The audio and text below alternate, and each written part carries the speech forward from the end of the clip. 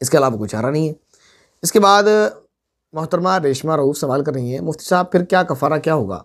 ईला के बारे में क्लिप अपलोड किया गया, उसमें इन्होंने सवाल किया है कि जो वो पूरी वीडियो आप सुनेंगे आपको पता चलेगा, उसमें उन्होंने कहा कफ़ारा क्या होगा। तो मैं आपसे फिर कहना चाहूँगा कि आप ईला का जो क्लिप हमने ली है, ये तो दर्स कुरान में से अपलोड की गई है, जो आपके सामने पेश की गई है।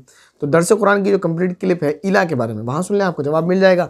और फिर ये आपकी ज़िम्मेदारी, आप बताएं हमें आपने अब क्या समझा, और नहीं आपके समझ आएगा तो फिर हम अलग से नेक्स्ट कमेंट बॉक्स में संडे में या फ्राइडे में आपको बता देंगे हमारा लिए कि उसमें जवाब मौजूद है तफसील के साथ, आप वहाँ सुन लीजिए। इसके बाद ये कह रही मुफ्ती साहब, क्या ये बात सच है कि अगर किसी दुआ पर 40 लोग आमीन कहें तो वो ज़रूर कबूल होती है?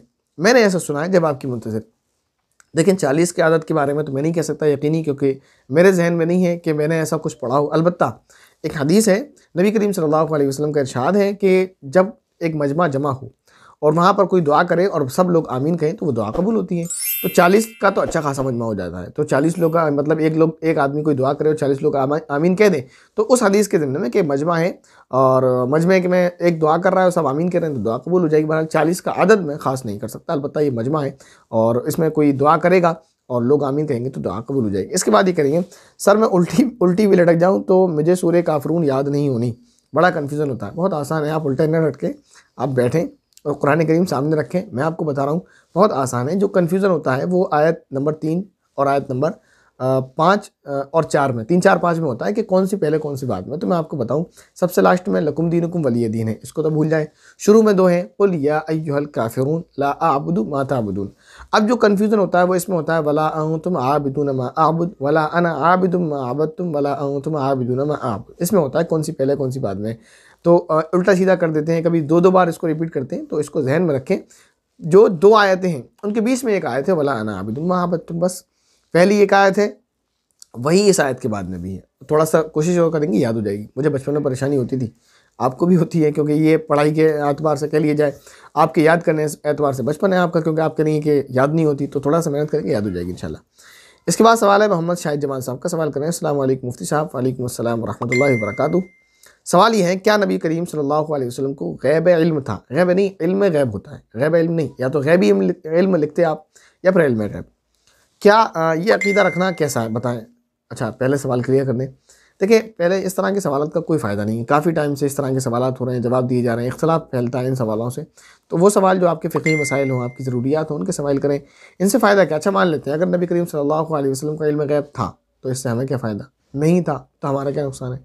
बहरहाल, तो ऐसे सवाल जिससे उम्मत में इंतशार हो, क्योंकि एक जमात का कहना यह है कि इल्म गैब था और एक जमात का कहना ये इल्म गैब नहीं था, फिर इन चीज़ों को उठाना, उम्मत में तफरीक पैदा करना ये अच्छी चीज़ नहीं है। तो ऐसे काम नहीं करना चाहिए, इससे उम्मत में तफरीक हो। मैं नहीं कह रहा कि आप ऐसे काम कर रहे हैं, लेकिन जो लोग इस तरह के सवाल उठाते हैं, कोई अगर ये अकीदा रखता है कि नबी करीम सल्लल्लाहु अलैहि वसल्लम को इल्म गैब था, तो उसको दलाल के साथ समझाया जाएगा। अगर वो मान लेता है तो ठीक है, अगर नहीं मानता है तो उससे लड़ाई झगड़ा या फ़िरक़ाबाज़ी करना ये अच्छी बात नहीं है, ऐसा नहीं करना चाहिए। बहरहाल ये कि तमाम उम्मत का मुत्तफ़िक़ा अक़ीदा है कि नबी करीम सल्लल्लाहु अलैहि वसल्लम को इल्म गैब नहीं था, यानी आप आलिमुल गैब नहीं थे। हाँ, बहुत सारी, बल्कि बहुत ज़्यादा, बल्कि तमाम अंबिया से ज़्यादा अल्लाह ताला ने नबी करीम सल्लल्लाहु अलैहि वसल्लम को जो है इल्म दिया था। जितना आपको आपकी शान के मुवाफ़िक़ हुआ, जितना अल्लाह ताला ने अपनी शान के और नबी करीम सल्लल्लाहु अलैहि वसल्लम की शान के मुवाफ़िक़ समझा, आपको इल्म दिया गया जो दुनिया में क्या हो रहा है, वो तमाम बातों का, बहुत सारी बातों का।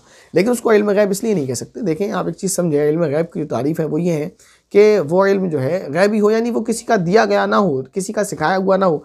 ये इल्म तो अल्लाह ताला ने नबी करीम सल्लल्लाहु अलैहि वसल्लम को सिखाया है। इसी को बाद हज़रात ये कह देते हैं कि साहब जो है ज़ाती इल्म गैब नहीं था, बल्कि वो क्या कहते हैं, वो क्या इस्तिलाह है उनकी कि अताई इल्म गैब था। ये इस्तिलाह है, अताई था। तो अताई क्या चीज़ होती है? अताई तो कोई चीज़ नहीं होती।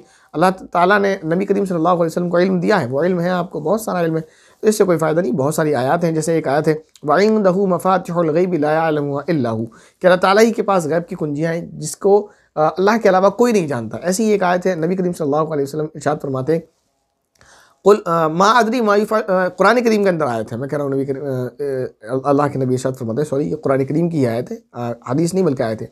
कुल मा अदरी मा युफ़अलु बी वला बिकुम। एक और आयत है, कुल ला अमलिकु लिनफ़्सी नफ़अन वला ज़र्रन इल्ला मा शा अल्लाह वलौ कुन्तु अअलमुल ग़ैब लस्तक्थरतु मिनल ख़ैर और इसी तरह एक और आयत है, कुल ला अक़ूलु लकुम इंदी ख़ज़ाइनुल्लाहि वला अअलमुल ग़ैब, कि मैं गैब नहीं जानता, वला अक़ूलु लकुम इन्नी मलक, और ना मैं तुमसे ये कहता हूँ कि मैं फ़रिश्ता हूँ। बहुत सारी इस तरह की आयत हैं, बहुत सारी अहादीस हैं, और जिसमें से मैं 2 कोड करता हूँ आपके सामने, जिससे ये साबित होता है अच्छी तरह से कि अल्लाह के नबी को इल्म गैब नहीं था। इल्म गैब कहते हैं उसको कि नबी के जो अल्लाह ताला को इल्म है, इल्म गैब यानी अज़ल से अबद तक की हर चीज़ का इल्म होना, ये इल्म गैब है। इल्म गैब कहाँ है कि आप यूँ कह रहे हैं कि ये चंद वाक़यात से आप साबित करने की कोशिश करते हैं, वो तो अल्लाह ताला को नबी करीम सल्लल्लाहु अलैहि वसल्लम को, अल्लाह ताला ने नबी करीम सल्लल्लाहु अलैहि वसल्लम को वही के ज़रिए से उन चीज़ों का इल्म दिया था। मैं आपको 2 वाक़या सुनाता हूँ, बहुत आसान है। एक वाक़या बैअत रिज़वान का है कि जिस वक्त नबी करीम सल्लल्लाहु अलैहि वसल्लम को ये खबर दी गई कि उस्मान रज़ियल्लाहु तआला अन्हु को शहीद कर दिया गया, तो नबी करीम सल्लल्लाहु अलैहि वसल्लम ने बैअत रिज़वान यानी एक बैत की, जिसमें अगर अल्लाह के नबी को इल्म गैब होता तो ये बैअत रिज़वान क्यों होती। हालांकि उस्मान रज़ियल्लाहु तआला अन्हु जिंदा थे, हयात थे, और नबी करीम सल्लल्लाहु अलैहि वसल्लम के बाद बहुत बाद तक हयात रहे हैं, आपको तो मालूम ही है। तो बैअत रिज़वान क्यों होती अगर इल्म गैब होता तो। ऐसे ही हज़रत आयशा रज़ियल्लाहु तआला अन्हा का जो मशहूर वाक़या है, वाक़या इफ़्क जो है, जो कुरान करीम में मज़कूर है, जिस वाक़े की वजह से जो है मुनाफिकीन ने, कुफ़ार ने हज़रत अम्मा आयशा रज़ियल्लाहु तआला अन्हा पर तहमत लगाई, उस वाक़े में हज़रत आयशा रज़ियल्लाहु तआला अन्हा काफ़िले से बिछड़ जाती है और काफ़िला निकल जाता है। अगर अल्लाह के नबी को इल्म गैब था तो ये अल्लाह के नबी पर इल्ज़ाम है कि आप अपनी ज़ौजा मुतहरा को छोड़कर चले गए, ये इल्ज़ाम नहीं है। अगर इल्म गैब कहेंगे, भाई इल्म गैब था मान लेते हैं, तो क्या मतलब अल्लाह के नबी को मालूम था कि हज़रत आयशा पीछे रह गई और हम काफ़िला आगे जा रहा है, तो ये अल्लाह के नबी पर इल्ज़ाम नहीं है। तो ये 2 वाक़यात मैंने आपके सामने पेश कर दिए। बहरहाल मेरी आपसे बात अब दरख्वास्त है आप सभी से कि जिसको जो मानना है वो माने, उम्मत में इत्तेहाद पैदा करें, तफरक़ेबाज़ी ना करें। वैसे ही बहुत सारी चीज़ें, लेकिन दलाल के तौर पर थोड़ी सी बात मैंने आपके सामने पेश कर दी। सवाल नंबर 2, मुफ्ती साहब नबी करीम सल्लल्लाहु अलैहि वसल्लम का वसीला लगाना कैसा है, दुआ में बताएं, जायज़ है? मैंने आपके सामने लास्ट कमेंट बॉक्स में दुआ भी की थी इस तरह से, तो उसमें आप इस तरह से दुआ कर सकते हैं कि अल्लाह ताला नबी करीम सल्लल्लाहु अलैहि वसल्लम के वसीले से हमारी जो है इन तमाम जायज़ तमन्नाओं को पूरा फरमाए, जो भी तमन्ना है आपकी। और ये वसीला देना सहाबा से साबित है, ऐसा नहीं है कि ये किसी की अपनी मन घड़त बात हो। एक क्लिप भी है मेरी इस पर, वसीला देना कैसा है, या पता नहीं, मुझे तो याद भी नहीं क्या उस पर लिखा गया है। बहरहाल वसीले के बारे में है, आपको इस यहाँ नहीं मिलेगी तो दूसरे चैनल पर मिल जाएगी, वहाँ शॉर्ट में कहीं होगी, तो वहाँ पर एक कौल भी बयान किया गया है हज़रत उमर रज़ियल्लाहु तआला अन्हु का। वो फरमाते हैं कि अल्लाह से दुआ करते हैं बारिश की, कहते हैं कि अब तक हम आपको आपके हबीब का वसीला देकर दुआ करते थे, अब हम आपको आपके हबीब के चचा का वसीला देकर दुआ करते हैं कि बारिश फरमा दें, इस तरह की दुआएं। तो बहरहाल ये साबित है, ऐसा नहीं है कि वसीला देना नाजायज़ हो। और इसके बाद इनका दूसरा सवाल है, अस्सलाम वालेकुम मुफ्ती साहब। वालेकुम अस्सलाम वरहमतुल्लाहि वबरकातुहू। वसीला किसे कहते हैं? वसीला मैंने बता दिया, वसीला कहते हैं अल्लाह ताला से किसी चीज़ का या किसी अमल का या किसी शख्सियत का वास्ता देकर दुआ करना। जैसे यूँ दुआ करना, या अल्लाह अपने हबीब के वसीले से, या यूँ दुआ करना मेरी इस टूटी फूटी नमाज के वसीले से, या यूँ दुआ करना जो रमज़ान के रोज़े मैंने रखे हैं, इन रमज़ान के रोज़ों के वसीले से मेरी दुआ को कबूल फरमा। तो किसी भी चीज़ के वसीले से अब कहते हैं वसीला लगाना जायज़ है या नहीं, तो जायज़ है। मुफ्ती साहब वसीले के पीछे क्या अक़ीदा रखना चाहिए? तो इस बारे में अक़ीदा क्या, मैं नहीं समझता, लोगों ने वसीला कुछ और ही समझ रखा है। तो वसीला बस यही है जो मैंने आपको बता दिया, इसके अलावा मैं इसकी कोई हकीकत नहीं है। इसके बाद कह रहे हैं, अस्सलाम वालेकुम मुफ्ती साहब। वालेकुम अस्सलाम वरहमतुल्लाहि वबरकातुहू। आपसे मेरा एक सवाल है, आप बताएं सिर्फ अजमेर कह सकते हैं या अजमेर शरीफ? मुफ्ती साहब अल्लाह ने किस किस जगह पर शरीफ लगाना बताया है, और नबी करीम सल्लल्लाहु अलैहि वसल्लम ने क्या फरमाया है, बताएं। जैसे मक्का शरीफ। मुफ्ती साहब आपने सुना है कि सिर्फ शरीफ 3 जगह पर लगाना जायज़ है, बताएं।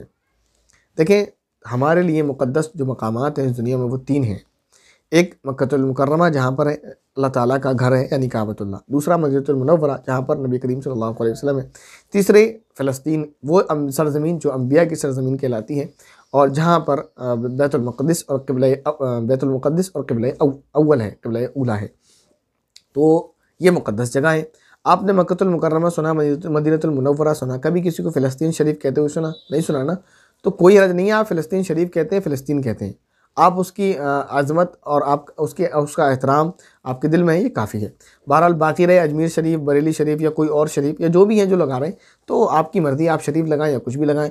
हर इलाके में शरीफ भी होते हैं, बदमाश भी होते हैं। हाँ ये है कि लोगों ने, जैसे अजमेर में एक बुज़ुर्ग हैं अल्लाह वाले हैं, तो उनके अदब और एहतराम में लोगों ने उस शहर के नाम में शरीफ लगा दिया कि वहाँ पर एक बुज़ुर्ग हस्ती हैं, तो उनके वजह से, उनकी निस्बत से उस जगह के नाम की भी थोड़ी सी इज़्ज़त हो गई अजमेर। वरना अजमेर तो बज़ाते ख़ुद कोई कमाल की और अदब की चीज़ तो है नहीं कि उसका अदब और एहतराम किया जाए। वहाँ पर एक बुज़ुर्ग शख्सियत आराम फरमाए, इसलिए अजमेर शरीफ कह देते हैं।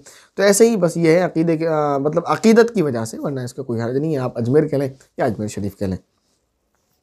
इसके बाद कह रहे हैं मुफ्ती साहब माशाअल्लाह सुबहानल्लाह अल्हम्दुलिल्लाह जज़ाकल्लाहु खैर। मुफ्ती साहब आपसे मोहब्बत है, बहुत ही मोहब्बत करते हैं।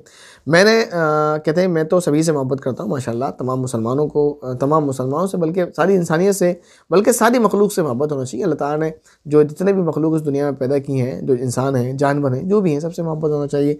बहरहाल कहते हैं मैं आपकी बात को समझता हूँ, आपको वक्त नहीं मिलता, कोई बात नहीं। मुफ्ती साहब एक बात बताएं, रोज़े का सवाब मरहूमीन को पहुँचाया जा सकता है? मैंने इस बारे में कई मरतबा बहुत तफसील के साथ बात की है। मुख्तसर मैं आपसे इतना कह रहा हूँ, किसी भी नफली इबादत का, नफली इबादत मतलब रमज़ान के रोज़े ना हो, 5 वक्त की नमाज ना हो, जुमे की नमाज ना हो, ईदन की नमाज ना हो, और ज़कात ना हो, सदका हो, तो किसी भी नफली इबादत का, हज फ़र्ज़ ना हो, नफली हो, उम्रा, ये तो जितने भी नफली इबादत हैं इनका सवाब आप किसी को भी पहुंचा सकते हैं, चाहे वो नफली इबादत माली हो जैसे सदका व खैरात, या बदनी हो जैसे नफिल नमाजें और रोज़ा रखना वगैरह। इसके बाद सवाल है मोहम्मद सफ़वान साहब का, और ये इस कमेंट बॉक्स का आखिरी सवाल है। सवाल किया उन्होंने, हाथ की लकीर देखकर किस्मत बताना क्या शिर्क है? अगर है तो कोई शख्स इस पर यकीन रखे और इसी हालत में उसका इंतकाल हो जाए तो वो क्या मुशरिक शुमार होगा? देखें, इस बारे में जो लोग हाथों की लकीरें देखते या दिखाते हैं, दोनों चीज़ें हराम है, नाजायज़ हैं। उलमा ने इस पर अंदेशा कुफ्र किया है, यानी ऐसा शख्स जो हाथ की लकीरें देखता है और क्योंकि वो हाथ की लकीरें देखकर जब आगे की बात बताता है तो गोया कि वो अपने आप के आलिम गैब होने का दावा करता है, तो ये कुफ्र है। और ऐसे ही वो शख्स जो हाथ दिखाता है, हाथ की लकीरें दिखाता है और उस पर यकीन रखता है, तो गोया कि वो किसी को इल्म गैब मान रहा है, तो ये भी क्या है, शिर्क और कुफ्रिया बात है। तो इसमें अगर कोई शख्स इसका यकीन नहीं रखता या जहालत है, वो जहालत की बिना पर जा रहा है ऐसे, तो उसको काफिर वगैरह नहीं कहा जाएगा। लेकिन हादीस से हमें ये पता चलता, अगर कोई अपने सही अकीदे के बावजूद सिर्फ काहिन का इम्तिहान लेने के लिए, यानी चेक करने के लिए कि इसकी बताई हुई बात सही निकलती है या गलत, सिर्फ इसलिए, ये नहीं कि उसको सही समझता है, बल्कि ये कहता चले देखे तो सही, यार ये लोग बताते हैं तो सही निकलता भी है कि नहीं, चेक कर लेते हैं, क्या हर्ज है चेक करने में, अगर सही निकला तो सही, गलत निकला तो गलत। अगर ये भी कहता है और चेक करने के लिए जाता है, तो ये समझे उसकी 40 दिन तक की इबादत कबूल नहीं होती। तो ये एक बहुत ही बुरा अमल है जिस पर अंदेशा कुफ्र उलमा ने ज़ाहिर किया है। ऐसा शख्स अगर इसी यकीन पर मर जाता है तो इसके ईमान का अल्लाह ही मालिक है। बहरहाल ऐसी चीज़ों से हमें अपने आप को बचाना चाहिए, ना ही ऐसे लोगों के पास जाना चाहिए, और जो लोग ऐसे लोगों के पास जाते हैं उनको समझाना चाहिए प्यार से कि ये कुफ्री अमल है, ये शिरकी अमल है, लिहाजा इससे बचें, खुद भी बचें, दूसरों को भी बचाएं। तो अपनी भी हिफाजत करें, अपने अहल वयाल की, अपने मिलने वालों की, तमाम लोगों की हिफाजत करें। अल्लाह ताला से आखिर में दुआ यही है कि अल्लाह रब्बुल इज़्ज़त हम सभी को सही रास्ते पर, सीधे रास्ते पर, सिरात मुस्तकीम पर चलने वाला बनाए और तमाम गुमराहियों से हमारी हिफाजत फरमाए। आमीन बिजाही सय्यिदिल मुरसलीन। अस्सलामु अलैकुम व रहमतुल्लाहि व बरकातुहू।